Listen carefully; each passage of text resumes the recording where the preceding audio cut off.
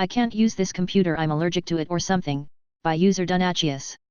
So we get a help desk support ticket. VP of the TPS division, I can't use my new computer, I'm allergic to it or something. Yuhui, cue skeptical face. I go and look and see what she's been issued. It's her second day with her new computer. It's a take-home laptop that's about 6 months old. It's a Dell Inspiron with a 15.x-inch display. I go down to her desk to try to get the real story, and this poor girl looks like she just tried to snort lines of pet dander off crazy cat lady's sofa. Her makeup makes me feel sorry for her, waste basket filled to the brim with tissues, but like a trooper we was trying, and failing, to power through her day. I flip the computer upside down and give it a good diagnostic whack, and orange/blonde hairs start coming out. Well, VP of TPS, I'm guessing you're allergic to cats. Yeah. You are in fact allergic to the previous user's critters, and there's a whole mess of fuzz contaminating this thing. I'll pull something else off the spares pile. Looks like no one bothered cleaning this up when it went back into circulation, I'm sorry. I got it directly from the someone else, they said it was working just fine. Facepalm. Why don't you take a breather and get cleaned up, and I'll bring you up something that I know was cleaned properly. Yes. I got to spend my morning decatting a laptop. You never stop seeing new things. Today it was someone allergic to her laptop. Kids think learning to save, learning to code Minecraft skins, by user Birex. So I work IT in a primary school, and unfortunately, I'm good with people and kids, so this means I help teachers teach IT in the classroom. Currently we've been coding Minecraft skins. As you can probably imagine, for the kids this is the best thing since sliced bread. They are super excited. Already when I go into the classroom I have an advantage over the other teachers. I teach computers, so already the kids, no matter who they are excited and pay extra attention when on the computer. As you could imagine, when I said we're gonna learn to code Minecraft skins from scratch, I blew their minds. So we make our skins and save our .png files, start coding a few .json files, when it occurs to me that this is a great chance to show the kids the joys of Ctrl+S, which we all know is the most amazing, wonderful thing to learn. I've got my computer connected to the TV in the room and show the kids what we are coding. As I always do when we are done with something, I ask the kids, and what do I do next? What's the most important thing we do at the end of anything? A few answers later and they remember the answer is saving. Okay, guys, I'ma show you a trick. So, see this asterisk next to where our file lives at the top of the screen? Yep, miss, you mean the star. Well, that asterisk means I've made changes but I haven't saved, so watch this. In a second I'm gonna press Ctrl+S to save, and you will all notice the asterisk disappears. I then press Ctrl+S. Then the asterisk disappears. And then, legitimately, the class erupted into applause. I have no idea why they decided the asterisk disappearing required a bigger applause than importing a Minecraft skin. But here we are. So at this point, we've made our skin, they've done some coding. We even did a Minecraft scavenger hunt the week before, but never, not once has anything I've taught the kids resulted in a full-on, proper, not prompted, round of applause. We've done green screens, 3D printing, and every other cool thing you could imagine doing with kids. But no, not one of those cool things ever got me a round of applause from those kids. No, the first thing in 8 years of doing this to get me a legit round of applause, was showing the kids an asterisk disappearing when I press Ctrl+S. So from now on, no more fun things, we're teaching all the kids Ctrl+S. That time I got threatened with termination by the CIO for trying to do my job, by users out 95. This goes back to 2019 when I was working on a mass workstation refresh to get everyone off of the 10-year-old Windows 7 PCs and replace them with modern Windows 10 systems. This was partly because Windows 7 was now EOL, and also partly because the new ERP system was not certified for use on Windows 7.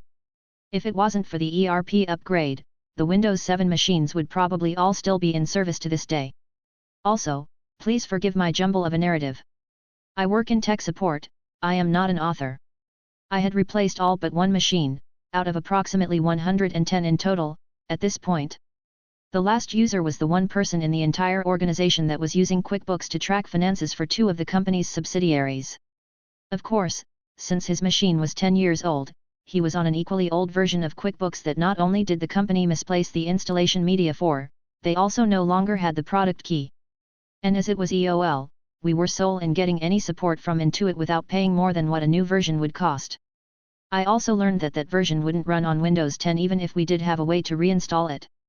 Given this dilemma, and me being on the bottom of the org chart, I deferred to my manager regarding what to do. He had asked me at least 3 times to get him prices for a new license to QuickBooks Enterprise, but balked on the cost each time.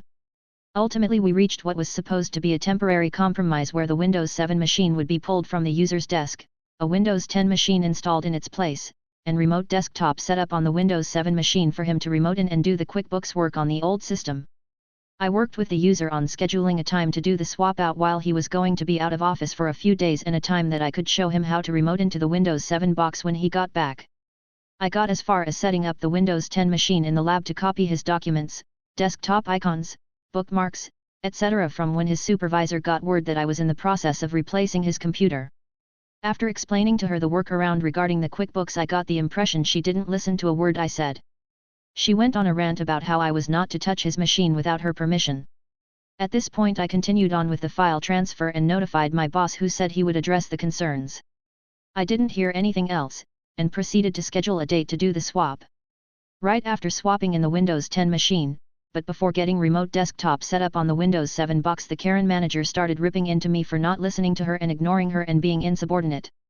I told her to talk to my supervisor as we needed to get rid of the Windows 7 machines due to security concerns and that Windows 7 was not compliant with the new ERP system. Cue a story from her that when the new ERP system goes live it will have the ability to import directly from a QuickBooks file.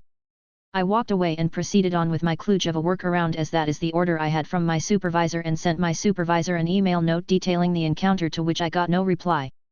The next morning my boss comes to me saying he has heard a complaint from the Karen manager. I recounted what occurred and he again promised me he would look into it.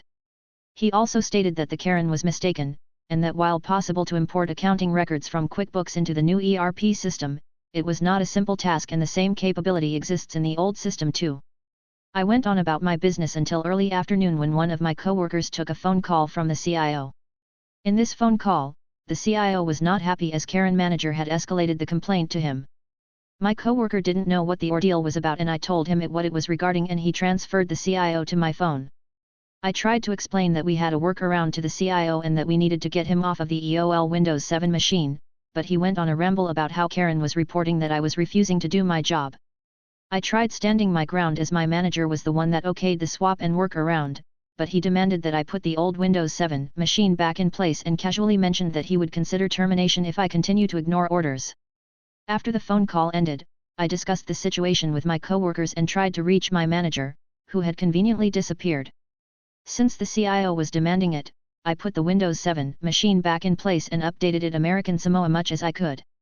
And there the Windows 7 machine sat, in service, up until the day I left at the end of 2020. I quickly noticed after this that my boss had a habit of actively avoiding this Karen of a manager. I had even seen him drop what he was doing and slip out of the back door to the office when she would walk in. I regret everything, by user Ertz23. So you're back? A slightly concerned coworker peered over at my desk. Ertz, yep. CC, and you're okay? A login screen blinked at me expectantly. I let both the question and the cursor hang. I wandered into the boardroom. A team leaders meeting, first day back. Someone had forsaken me. Head of sales looked shocked at my entry. HS, Ertz. Finally.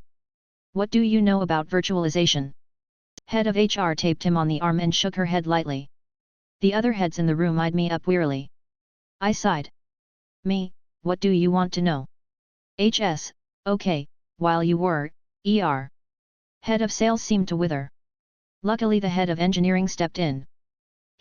Last week, we had a presentation from a firm about visualizing some of our stuff. Me, what stuff? HS, that's what we want to know.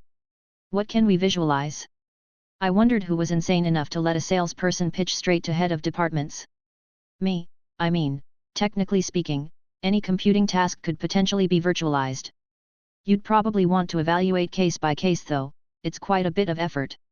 HS, how many IOPS do you think we'd need? I could feel an aneurysm forming. Me. 4. HS, virtualization. I started to wonder if coming back was a good idea. Me, okay, let's set this straight, IOPS are the performance of the storage. So any task you are considering virtualizing might need a base level of performance of the storage to work smoothly when virtualized. Exactly. So what base level do you think we'd need? Was this some elaborate first day prank? Me, that's not how this. My voice had risen to annoyance levels. The head of HR cut me off with a wave. HR, let's park this for now, it's Ertz's first day back. Head of HR was staring down the head of sales, he faltered. IR was at this moment the VP finally walked in. VP, good, everyone's here. Today we will be breaking off into working groups for our quarterly goal. Efficiency. The meeting droned on, my potential aneurysm faded to boredom. As the meeting wrapped up I caught the VP at the door. VP, Ertz. Good to see you back, if you need anything. Anything at all, just let me know. Me, VP, would it be okay if I sat out the working groups this quarter? Just till it get back into things. The VP chucked slightly. VP, don't worry Ertz. It'll be a good distraction for you. He handed over a sheet showing the working groups. I looked down the list. I shouldn't have returned. Next time you harass support, maybe reconsider, by user Jernish. Worked as a technical support engineer for a company that provides sauce to car dealerships. While not as many salespeople are evil as you'd think, though the Canadian ones were always somehow far more evil than the American ones. Go figure, we did have a serious problem with the occasional male calling in and fishing the queue for one of our female TSEs. It would get reported to management, who of course would look concerned and serious, and of course would do nothing about it. A couple years into the job we released a new build of our main product, which wasn't just shiny new user interface but also featured a full elastic stack. For those of you not in the know, we now had a log of 99.998% of everything our servers did and a frankly obnoxious list of information to go with it. We also changed to a handy-dandy new chat system which logged the IP of the person who connected. 6 months go by and one of the female TSEs on my team complains in chat about Dan being back. Right away all the other female members send their condolences. It seems Dan had suddenly shown up out of the blue a week ago and was a frequent chatter. They wouldn't provide any verifiable information, and seemed to just get their jollies by harassing our female chat members. They'd spend so much time doing this, in fact, that they'd managed to figure out when each female TSE would cover a chat window. Our TSEs had been putting up with some particularly vile nonsense from this person, but because he never gave verifiable information they assumed nothing could be done. Which would be true, but our new chat service now logged Dan's IP. And, as a coincidence, we also logged IPS. What wonderful happenstance! So I messaged my manager, who could barely pull themselves from Facebook long enough to clock in, never mind any actual management work, and informed him I had an urgent project I needed to tackle. Routine for me, as I was always doing his work for him. 10 minutes later I've matched Dan's IP to a username at not one, but 2 unrelated dealerships. 10 minutes after that and I've got logs from no less than 14 inappropriate chats from Dan which corresponded to the same IP as a user Daniel and a host of tickets from that same person. Turns out this Daniel was employed at dealership A and was caught cheating their employer. Their user account at dealership A is inactivated about 3 weeks ago, and then a few days later that same IP is in use at dealership B tied to a user with the same surname as Daniel. It seems Daniel decided we were to blame for him getting caught cheating, which was true. I'd gotten roped in by a customer success manager, an account manager, for the uninitiated, to help their contact at dealership A confirm if they were being cheated. It may seem like a coincidence, but of the senior TSEs I was the only one not assigned a VIP client and so got assigned to handle all the critical issues the CSM team brought to us. Half an hour later I'm in a meeting room with my director, the dealership B's CSM, the CSM director, and the COO to go over my findings. Everyone but my director is shocked at the comments they're reading, and flabbergasted at how clearly everything lines up. Our COO asks me flat out, how often does this happen? I tell him it's been something reported on by our female TSEs since I started here, but I'd not heard about it in a while. That said, I asked all our TSEs about it privately and they confirmed there's generally one person at any given time who does this. I've informed them the next time they feel someone is abusing chat access they can come to me and I'll make sure it gets handled, and I've just submitted a change of process to director that establishes a process to ban any IP or phone number from our system if the person on the line harasses any TSE. COO throws a moderate death glare at my director, presumably because a TSE shouldn't be needing to write policy to protect support reps from harassment, and says to forward it to him so he can get legal to include something in our contracts going forward about it. I then get to sit in the room with everyone else while Ku personally calls up the owner of dealership B on speakerphone and has a conversation with him. He lays out everything, and informs the owner that this person is to not contact support ever again. The owner says that won't be a problem. He calls in his general manager and has the person terminated on the spot. I was honestly surprised at how little resistance there was. We didn't even have to provide any of the evidence I'd dug up. I figure either this person was already accused of similar at their work, or the severity of a coup having to call you up to complain about one of your employees' behavior is enough to go on. Anyway, I get to go back to support and deliver the good news. The change in process I submitted was expanded to allow any TSA to terminate contact with anyone, for any reason. Our female TSAs were all called into meetings with HR, our CU, and our director where they were given clear instructions by HR that our harassment policy extends to clients and that if they report an issue of harassment to a manager and nothing happens then HR is to be contacted immediately. Over the course of the next 2 weeks I get called on to help a CSM read through some chat logs which was of course cover. Apparently all the CSMs were ordered to go through their clients' chat logs, and any time they found inappropriate behavior, well, I was really busy there for a month or so. Moral of the story, next time you harass support, maybe reconsider?